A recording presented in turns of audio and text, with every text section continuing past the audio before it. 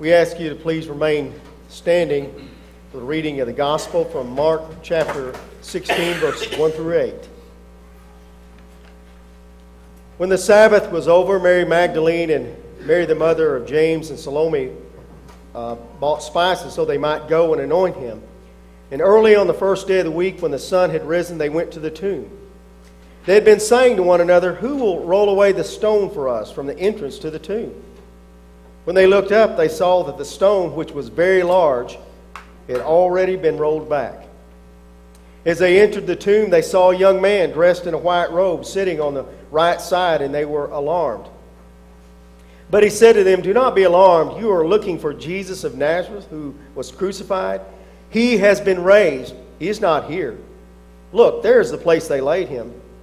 But go tell his disciples and Peter that he is going ahead of you to Galilee. There you will see him, just as he told you."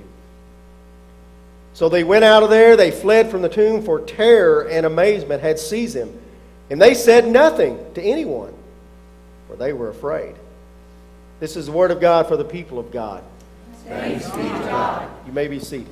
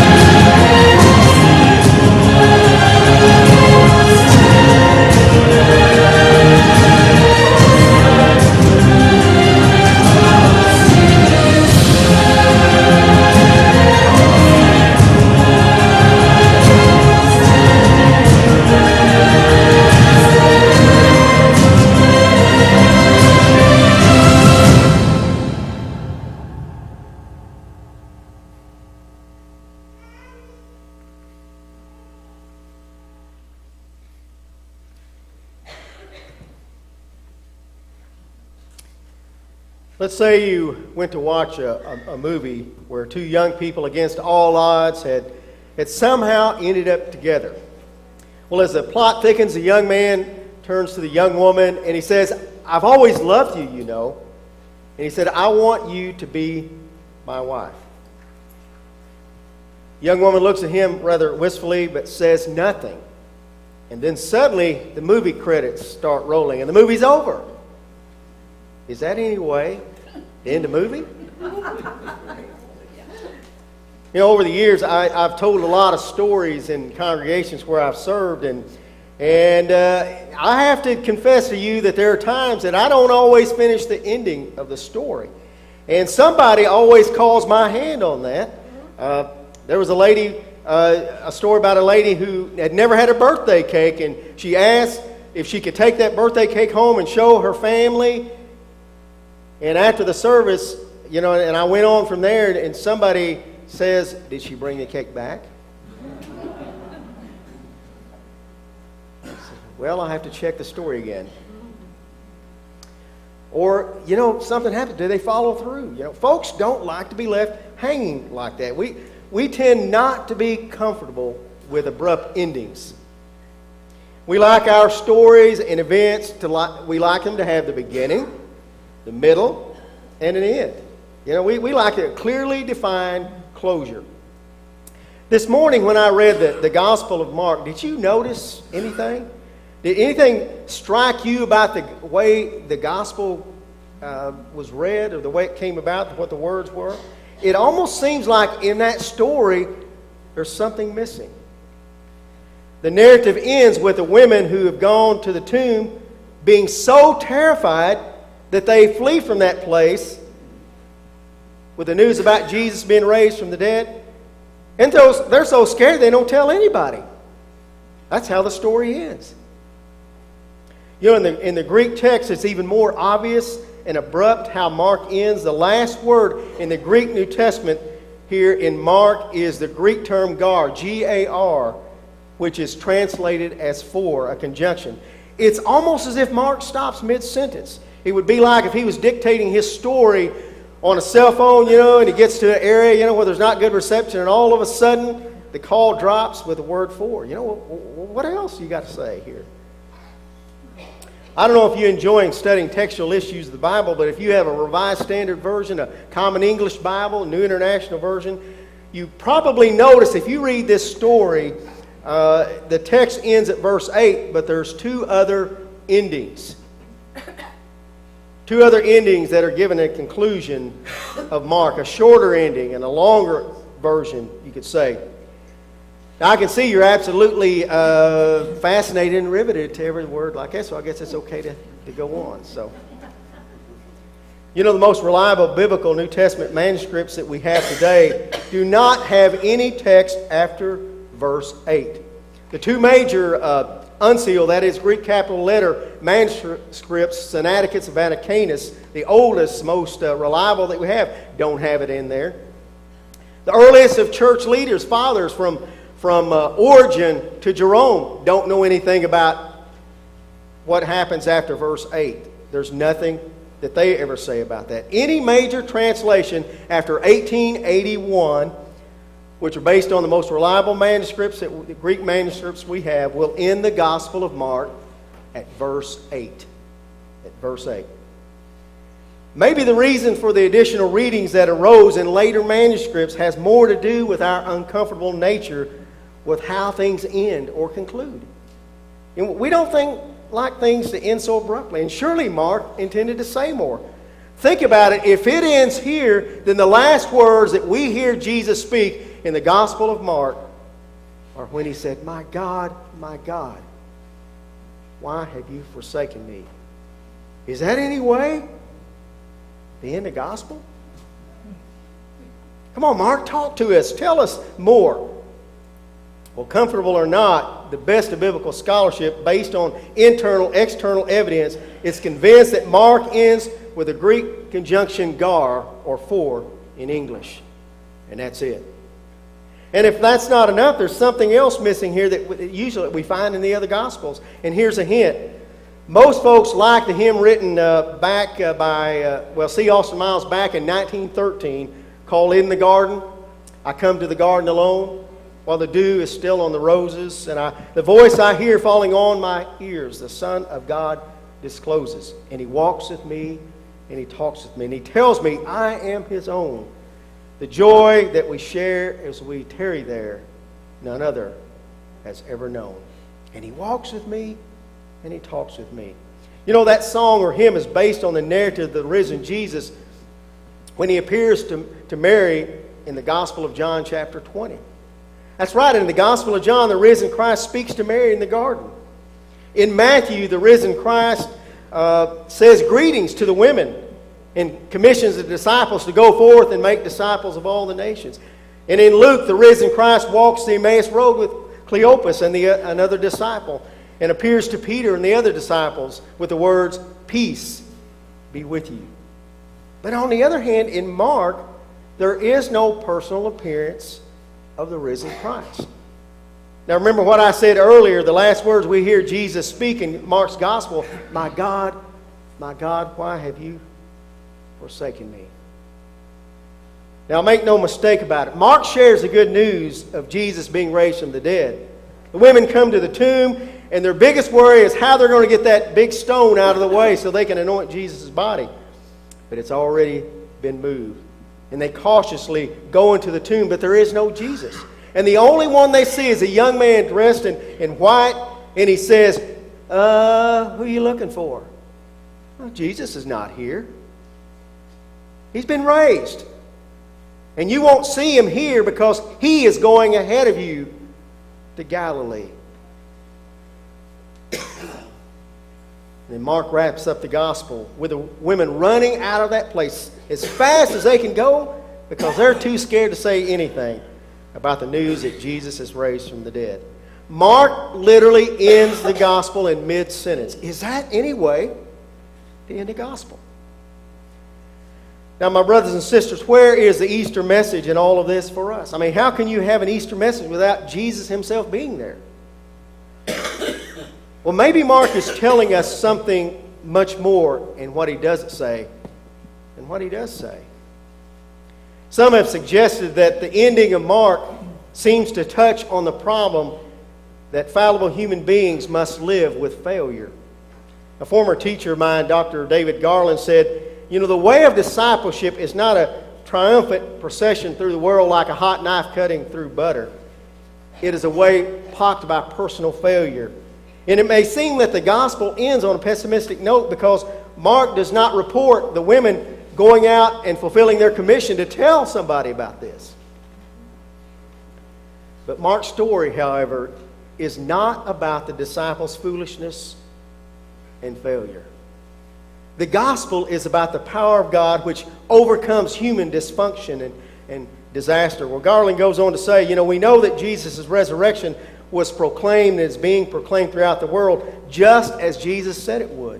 This means that God's will and Jesus' promise have been fulfilled despite human disobedience.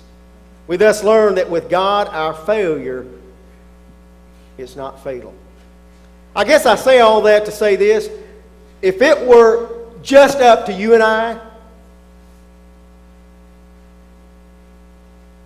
there's not a whole lot of hope. Right? But it's not just up to you and I. I mean, we're part of it. But you read through all the incidents of the disciples' lives, and did they always get it right? No. Did they live perfect lives? No.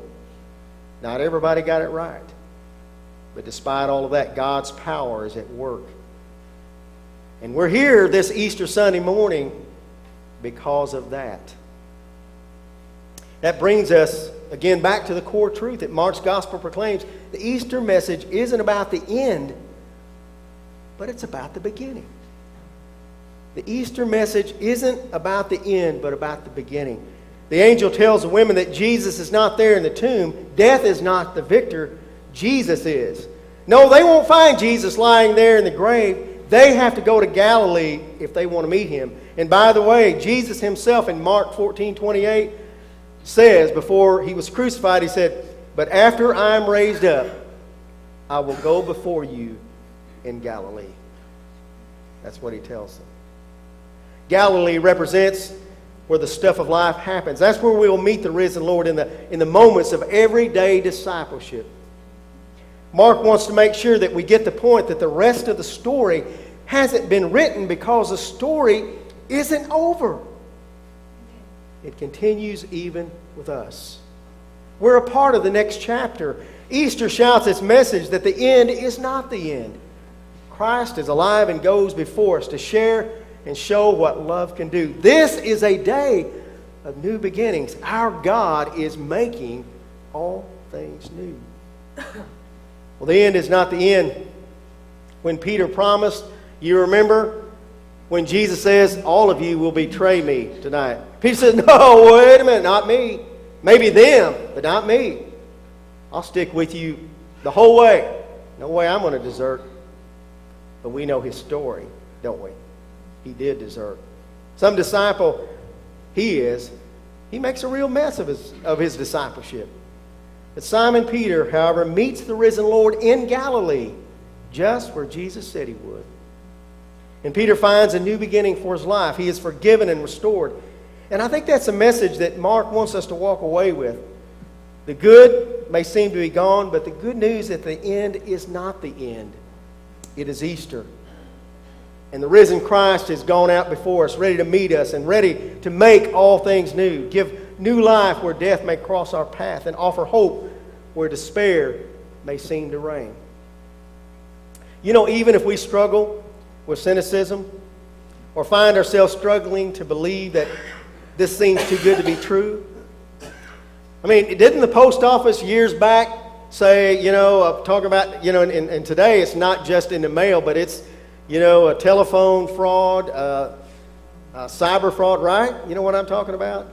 My mother, bless her heart, wonderful woman, but she got news one day that she had won Reader's Digest sweepstakes. And we were talking to her about that, and I said, did you enter? She said, no. And I said, well, that should have been the first clue, shouldn't it, Mom? But sometimes, it's that way. We hear news like this, it's just maybe sounds too good to be true. Well, I would say that's a pretty good principle to follow. But you know what? It's Easter. And we're not talking about the whims of some human being somewhere or their motives. We're talking about God. We're talking about Jesus Christ.